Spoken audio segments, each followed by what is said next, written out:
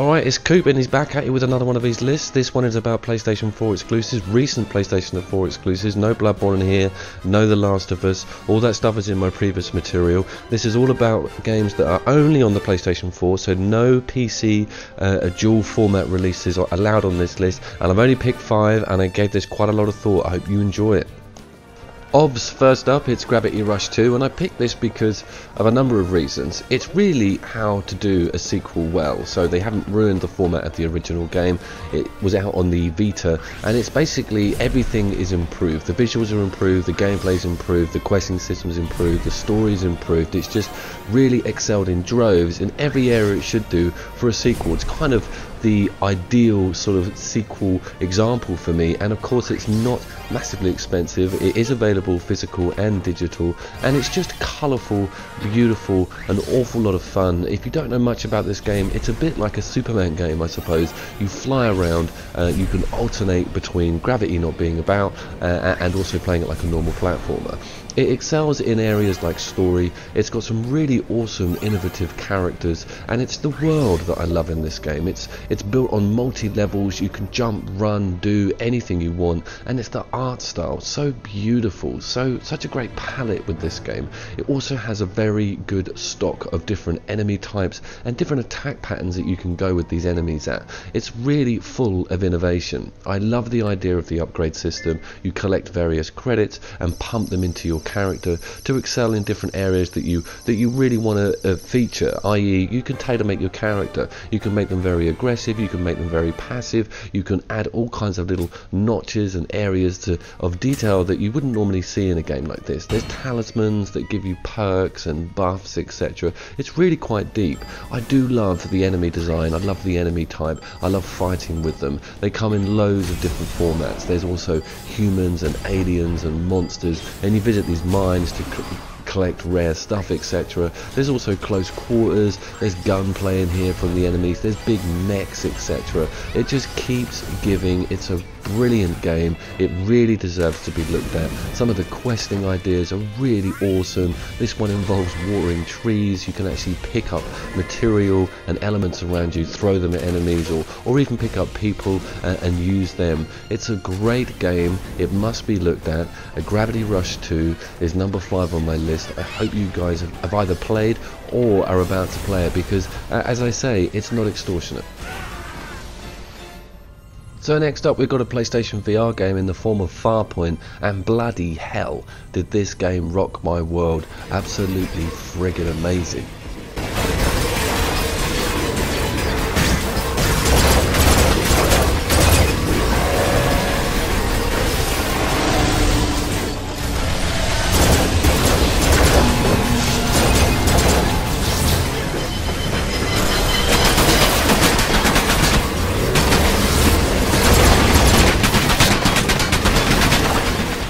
Shooting Shit Up is the name of the game here, and it comes with an aim controller, and of course you must have the PlayStation VR headset to play it. You may need to remortgage your house to actually afford to get hold of this game, but it is so worth it. It's so immersive, and you really do feel like you're in this incredible world. All kinds of different crazy stuff comes at you. Spiders and monsters and again mechs, and of course the actual gunmen themselves, who are in the form of these really frightening looking aliens, and they will snipe you, they will flank you. You have the choice of a shotgun or range. You also have missiles, etc. It really does keep you wanting more, because of the world and the story. The campaign is really awesome. You just get so deeply into it. It also had a patch recently which gave us some challenge modes. These are epic in proportion. There's loads of them. The environments are amazing, really vast and different, etc.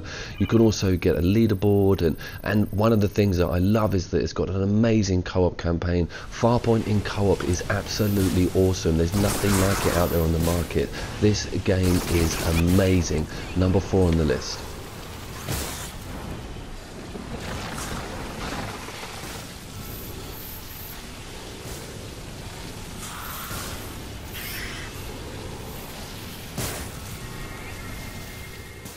Next up, it's Wipeout, the Omega Collection. This is 3 games in one, 2048, the Wipeout HD, and of course the Fury DLC. This is a brilliant value for money when it comes to purchasing a game, because it's got everything in all kinds of different directions. It's an arcade-based, high-octane racer. If you know the series like me, if you grew up with the Wipeout, then you know how incredible a package this is. Full HD, 60 frames per second, plays amazing, looks amazing. I watched a review about this the other day. I have actually reviewed this myself, check it out on the channel, but this guy said that, you know, the music, the visuals, the gameplay, they all amalgamate, you know, and it just washes over you. You suddenly realize that you're playing an incredible piece of work here. This is how Wipeout really should be seen and played. It has so much to offer in regards to different game types. It's not just racing, it's all about, you know, aggressive gameplay and developing your rank up, etc. The artwork on the ships is totally phenomenal. The speed at which this game runs is absolutely breathtaking. I go back to it all the time. I love to get my Wipeout fix. It was such a joy to have this game released on the PlayStation 4 system. This is how it should be seen and played, you know. And one of the other major aspects is that it's multiplayer. Okay, full online multiplayer. We'll look at some footage of that in a minute. But split screen couch co-op, guys. This is really awesome. The lobbying system's amazing. Creating an online game is really easy. You can create tournaments, you can choose from all of the maps, you can just really go to town with adding all kinds of stuff. It runs so well online. It's really cool to create a lobby, get some friends in, start racing, you get randoms in. It's just amazing. This game is one of the best of the year. It could make my game of the year, to be quite honest with you. Totally delivered on what it was supposed to do. Awesome.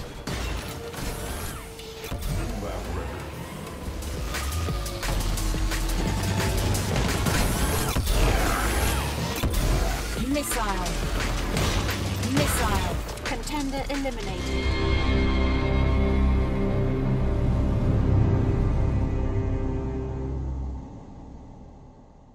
Yeah, you all knew it was coming. I mean, come on, I do not stop going on about this game. Abs, get this game, for God's sakes, man, if you're going to do anything.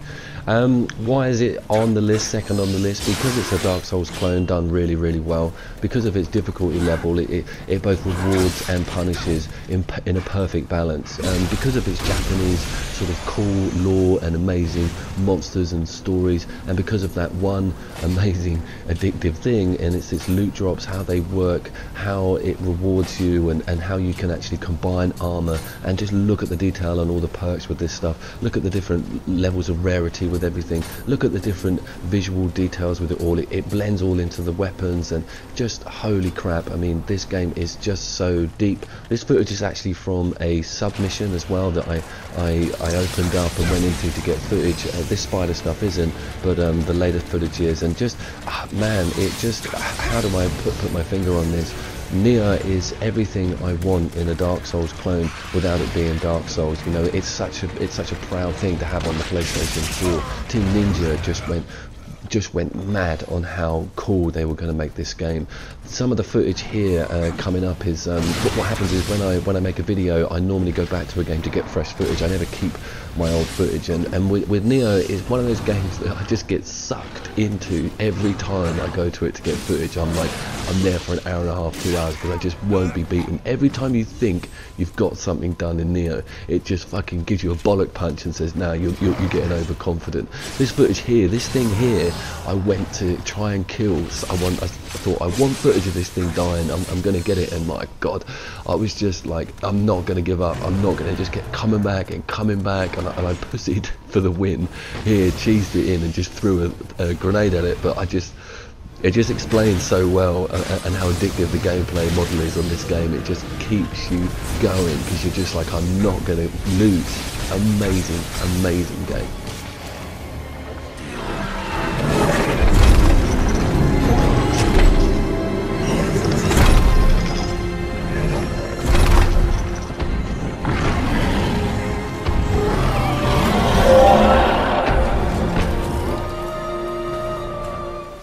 Yeah, of course it's going to be number one. I mean, this Horizon Zero Dawn is the best thing to happen to us PlayStation 4 gamers in years. I mean, it's like a fairy tale story of Guerrilla Studios saying, well, let's try our hand at an open world format, let's try a whole new IP, let's try a whole new universe, and wow, it just totally did what it said it was going to do on the tin.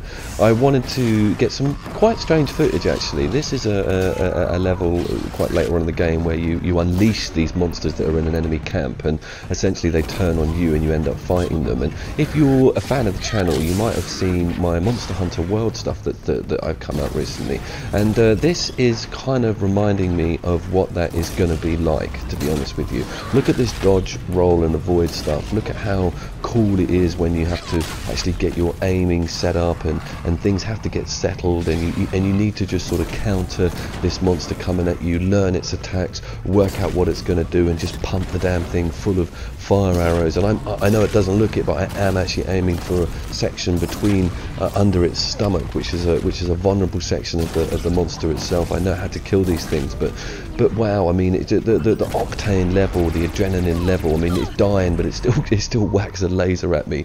Just amazing, you know, so much depth here. This is another piece of footage where there's a group of herders. They're quite passive, and I'm actually thinking that I'm okay, I'm stealthed here, but this thing spots me, and what happens is that each herd of animals will have a looker or something looking after them, and this is the whole thing just kicks off, you know, and the looker is running directly at me here. It's gonna go for me big time, and just I wanted to show how incredibly quickly things go bad in this game. I'm trying to get back on my ride. They're like, you're not doing that. Then I'm like, Jesus Christ, I'm on my own now. Let's just get the hell out of here. They're like, no, that's not happening.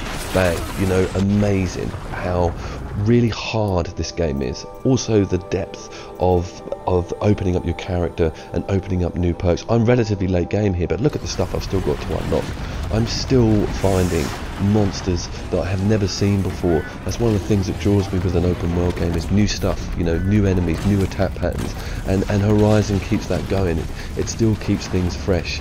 It is one of the best PlayStation 4 exclusives.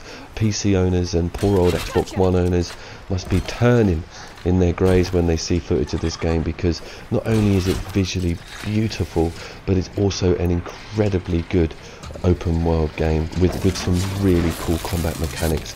I did a Witcher comparison with this game. Very few PlayStation 4 open world games come close to beating The Witcher, and if you want to have a look at that video, I break down why The Witcher is a real contender for it. So guys, I will see you all down there. Thank you for watching. Please enjoy, and if you want to check out more on these games, I'm going to put links in the description. I've broken a lot of them down in a lot of detail. Wipeout, Horizon, Gravity Rush, they're all there on the channel, so check it all out. See you later.